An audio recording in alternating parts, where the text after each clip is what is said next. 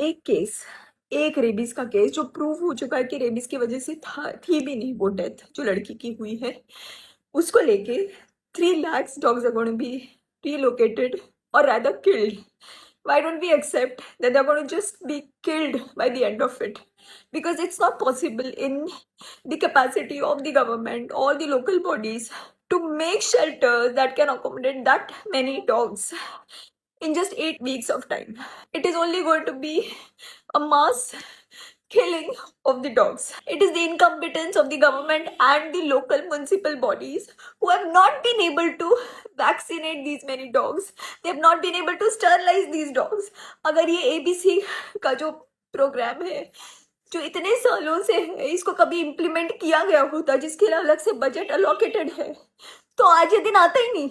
Animal lovers, the local NGOs, they're trying their best to get the dogs and cats sterilized in their communities. They make sure that the feeding is done. They make sure that if the dogs and cats are sick, they get them treated. सब कुछ अपने जेबों से होता है. कोई सरकार की मदद नहीं मिलती है इन सब कामों में. And I'm saying that because I've been doing it for many years. And we make sure that the dogs and cats are sterilized in that particular area क्योंकि नए बच्चे अगर पैदा होंगे तो वो फिर हमारी जिम्मेदारी होती है to get them adopted. And thanks to all these breed lovers, you are equally responsible for the situation in the country right now. Every single time that you all buy a breed dog or a cat, you are taking away the chance of that stray cat or kitten or a puppy. It's because of your greed to have a good looking dog in your home because these strays remain strays.